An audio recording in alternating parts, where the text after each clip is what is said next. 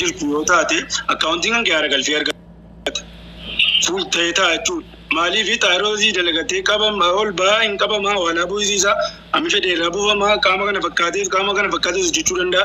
Gaafa kana akkaawuntii isaa nagaa qaba hawaasni immoo nagaa hin qabu. Yeroo kanatti namni dhimma akkaawuntii isaa malee dhimma hawaasa isaa namni quba qabu tokko hin jiru.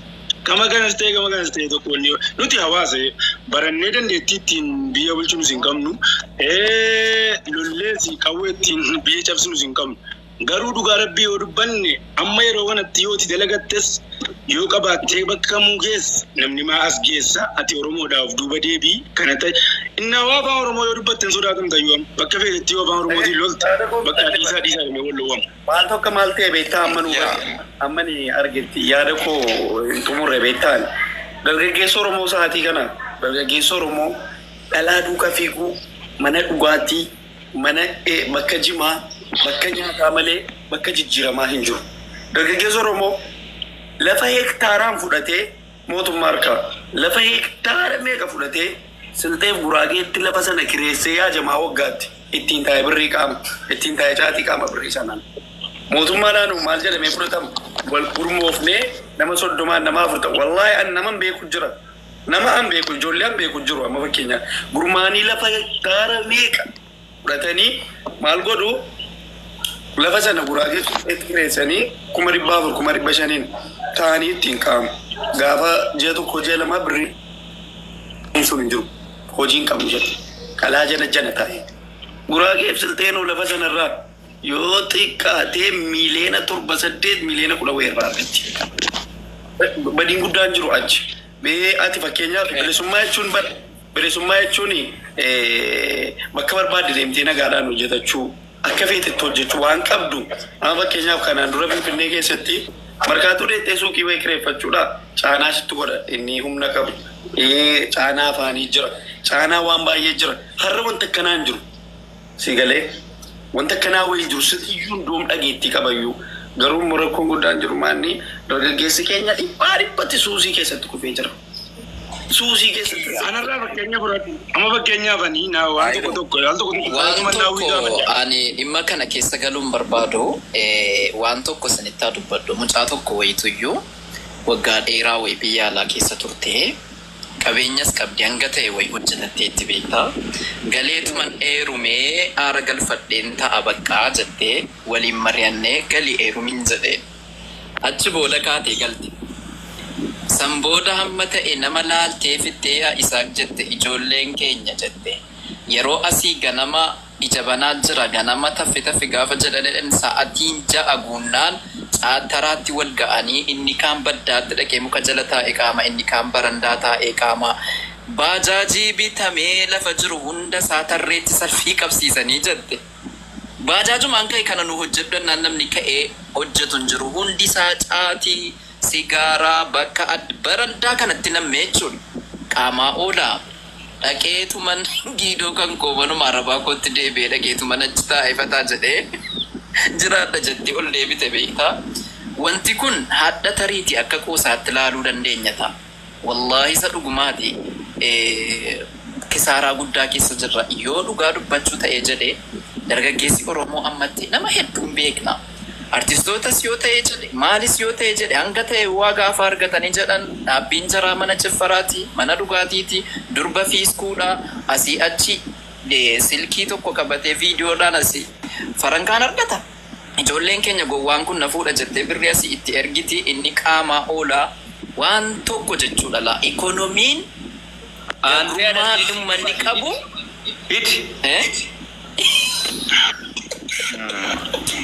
Wanni saakilaa baruma amma himee kuwwama dhugaati waan biraa gabrummaa cimaa isaa keessa jirama gabrummaa ikoonomii keessa jira dargaggeessi wanti dargaggoo keenya balleessaa keessattuu akka godina Jimmaatti jechuudha wallaahi waan si ajaa'ibu nu durii yeroo riif caatii qaamu jalqabnu hangafoota keenya hiriyoota abbootii keenya nama olla nama safaraa dhokannee qacci goona isa yuudhos kinee jechuudha isa umuriin keenya dargaggummaadha kiyya sarat kiyya sarkaadni tokkoffaa wanti dargaggeessa keenya balleessaa dhala biyya arabaa jirtu habibi baajaajii bitteetti ganitti amma sababa biraa yoo argite ukkubii jeetti 30 yoo xiqqaate 5,000 gatatu baajaajii hojjetanii kan keenya baajaajii isaa fu'aa godhee miiccatee taa'ee kan beenziilii si gaafata.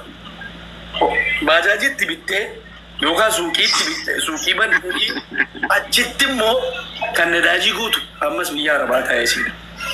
Kan uffatatti jijjiiru biyya Arabaa taa'eesiidha. Sigalee wallaahi kan dargaggoo keenya akka godina Jimmaatti balleessaa jiru dhala biyya Arabaati. Yookaan obboleettii yookaan fiqireenyaa yookaan warra sigalee kun dhaabbachuu qabaanii wallaahi laazii.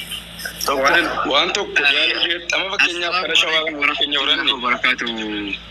Waalaikum salaam. Akkam jirtu nagaa fayyaadha.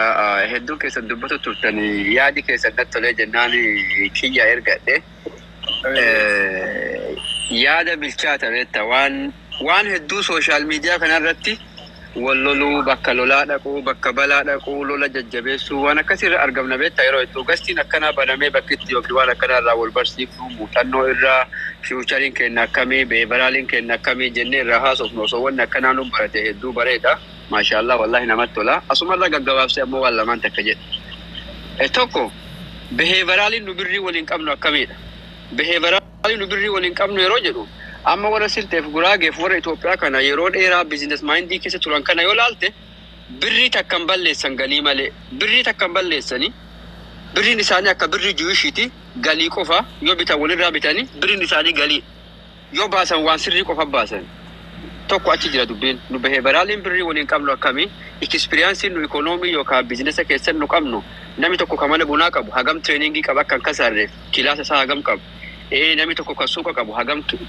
tireena waan sanii yookiin tireeningii waan sanii qabaa kilaasa waan kanaa qabaa ekspiriyaansii yeroo dheeraa qabaa waan akkanaa yeroo wal qoranne atiin hedduun kenna baay'ee laafaadha akkuma ammas hin jettan hedduun kenna waanuma xiqqoo arganneen jiinsii haaraa deebinee shaashaa jechuu jaalan osoo gammachuu biran gahin gammaduu feena sigalee osoo baagiraawundii kenna hin bareechin gammaduu feena dhugaa yoo dubbanne akkuma amma hedduun namaa ayyeroo xaayiroon dubbatu dhufee achi ammoo kiyya achi dabale wallahi yaadi keessan hedduu bilchaataadha sadaffaa ammoo waan tokko irratti dabala beheevaraaliin nuti mallaqa waliin qabnu akkas jedhee jira rakkoo faarsuu jaalan fala rakkoon taanu nu laalame hedduu kenna anamma yoo kiyyaa bilbile waan rakkadhee fi waan najarare qofa itti hima fala rakkoo sanii ittiin himu kiyyaa fala rakkoo naa barbaadin jedhuun wanni guddaan an jechuu barbaadu fala rakkoo haa taanu ikoonoomikaali akkamii guddanna akkamii wal guddifna muuxannoo kana akkamii walirraa fudhanna akkami biyya keenya jennee qabsaa'uu turre kana biyya keenya goon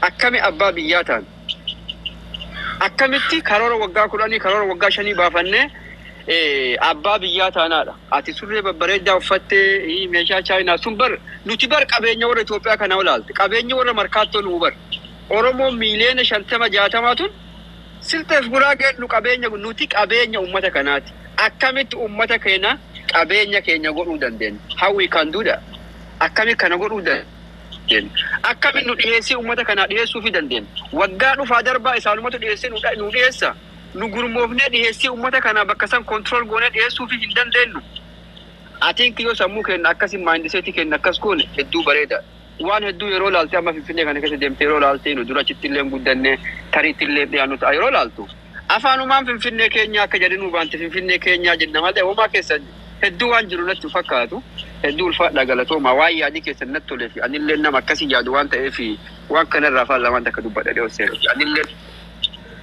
Eda walsaamaa turre namoonni hunduu yaada bareeda kennataa jirtan amma waa'ee bilisummaa sila jalqabarraa xaayiroo irraa ka'e wanti kun waa'ee afaan ittiirraa kaate bareedduudha. Maameen immoo itti dabalee Oromoon amma hin bilisoomne jedhamtis hin bilisoomsini dhugaadha wallahi. Duraani namni odatti amma xaayiroon ofitti qabu sana godhatee gara sabbaadhaa Finfinneetti duuba magaalaatii isaa gara sabbataa kana jiraatu jira natti fakkaatu yoo jiraate illee akkatti jiraatu satu beeka. Xiqqoo siisa bakkee fakkaata taanaan odaan amma mucaa sanatti jiru waan siyaasaa natti fakkaatu wanti kun waan Oromummaati malee. Garuu waan kana godhatanii duraanii Finfinnees ta'e naannoo magaalaa Finfinnee sanaan socho'amu ture. Amma bara 2021 gaafa lola kaabaa sana nu hidhanii turanii Egaa yeroo tokko ammas rakkoon hin jira beektu afaan Oromoo haasa'uudhaani Oromummaa jechuudhaanis rakkoon hin jira yeroo tokko darbee yeroo inni dhufutu jira. Amma sa'aatiidhuma nuti bilisoomne jennu kana yeroo rakkoon dhufutu jira. Hin dhufin malee gizee tokko hin dhufti. Gaduma yeroo 2001 nu hidhanii turan ila. Gaafa nu hidhanii mucaa maannaa tokkoon mana hidhaatti wal argine ijoollee poolisii achi magaalaa Finfinneetiin. Waa'ee odaadhuma kana godhatee achi keessa yeroo hojii isaatiin alaa yeroo jiru dhuunfaasaa jechuudha. Waan akkasii godhatee tarii sabboonummaa qaba. Waan akkasii godhannaan yeroo meeqa qormaata irratti geggeessaa turani. Har'a garuu waan tokko malee namni kana hin godhinaa hin jira wanti biyyattii keessa. Maal jedhu?